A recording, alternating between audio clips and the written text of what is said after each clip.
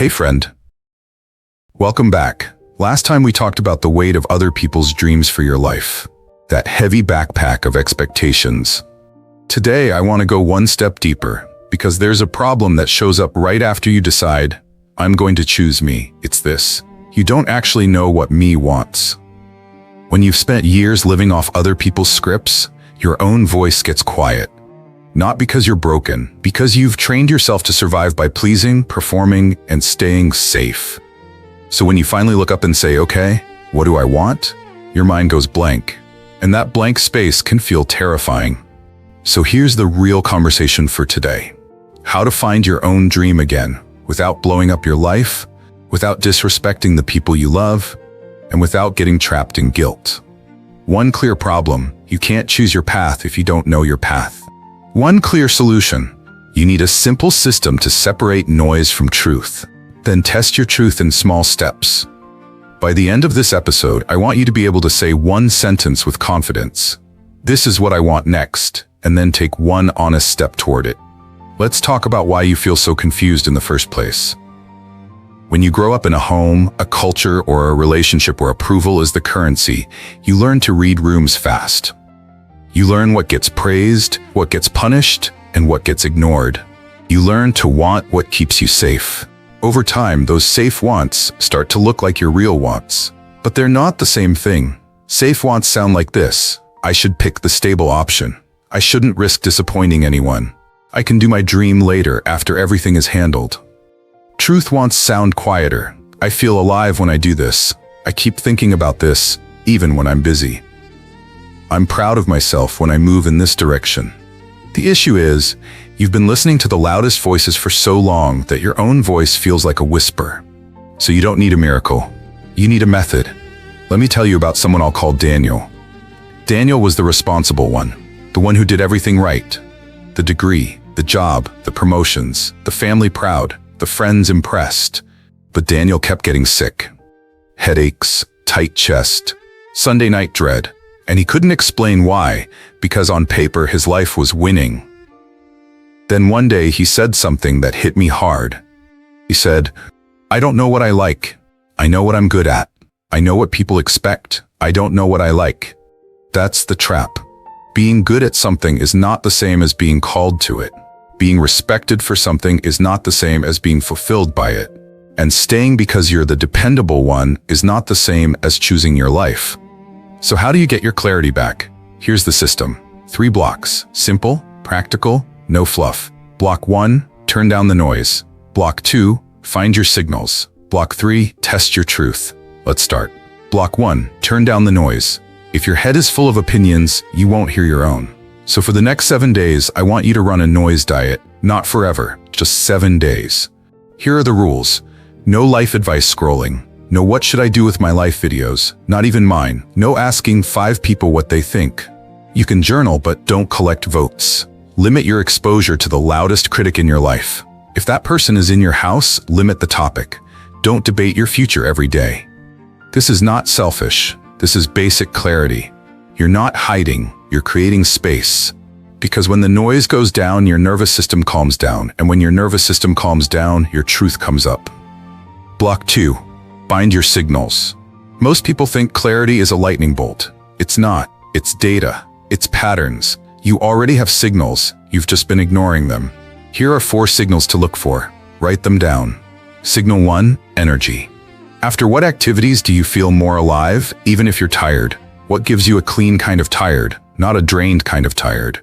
Signal 2, envy. This one is painful, but honest. Who triggers your jealousy? Not because you want their exact life, but because they're doing something you secretly wish you had the courage to do. Signal 3, resentment. What do you keep doing that makes you quietly angry?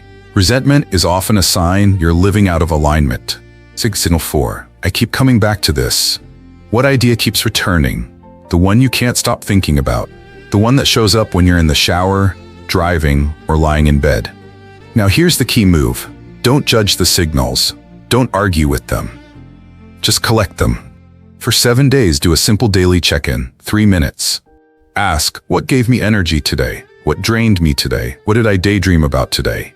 That's it. By day 7, you'll start seeing patterns. and patterns create clarity.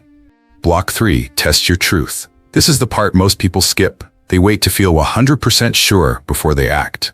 That's why they stay stuck. You don't get clarity first, you get clarity by moving. But you move in small, safe, measurable steps. Here's the rule.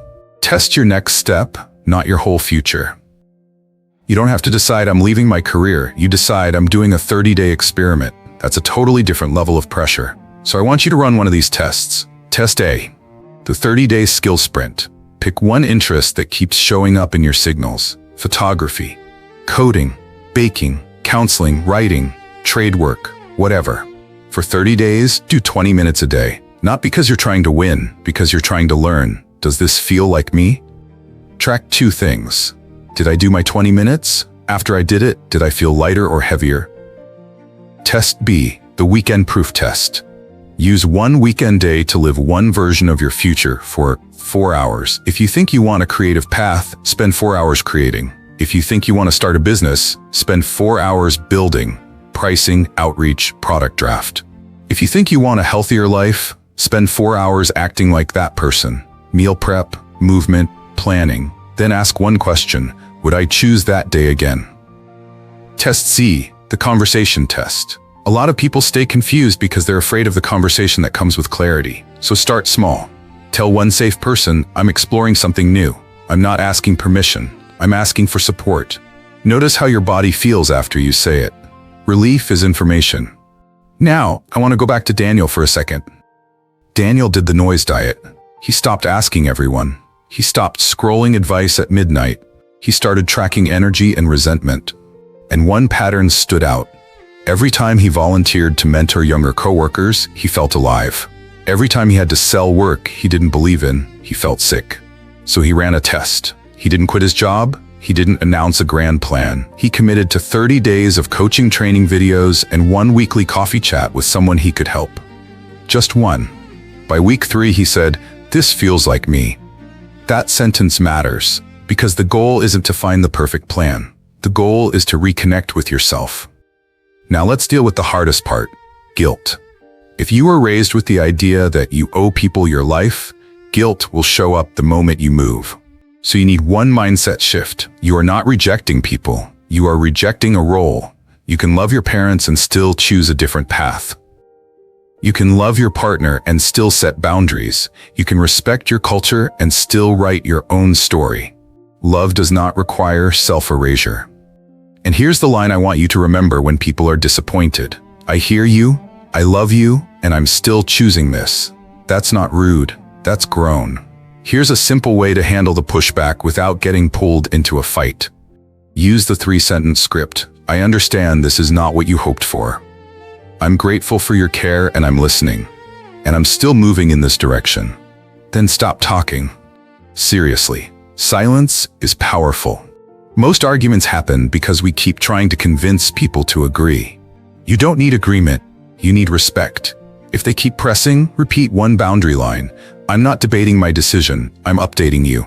If they bring up sacrifice, I honor what you did for me. That's why I'm taking my life seriously. If they call you selfish, I'm not rejecting you. I'm choosing a life I can live. And if they go cold or distant, remember this. Sometimes people are not mad at you. They're grieving the version of your future they were holding on to. Give them room to process, but don't step back into a life that hurts you just to calm their emotions. Your job is to be clear and kind. Their job is to manage their feelings. That separation will save your peace. Desired state is simple. You wake up knowing what you're building, you take one small step daily, and you stop apologizing for wanting a life that fits fully. Now let's make this practical. Here's your 7-day clarity plan. Start today. Day 1, write 2 lists, their dreams and my desires. Day 2, do the noise diet, cut the advice intake. Day 3, track energy and drain for 1 full day. Day 4, write your envy list, who triggers you and why.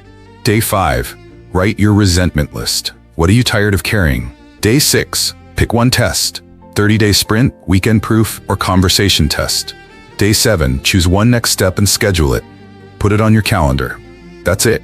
No drama, no speeches, no permission slip, just one honest step. Because here's the truth nobody tells you. The person you become is built by what you practice. If you practice pleasing, you become a pleaser. If you practice avoiding, you become an avoider. If you practice choosing yourself in small ways, you become someone who trusts yourself.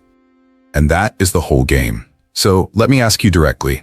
If nobody could judge you, if nobody could be disappointed, what would you do next? Write the answer down, then shrink it. Shrink it into something you can do this week.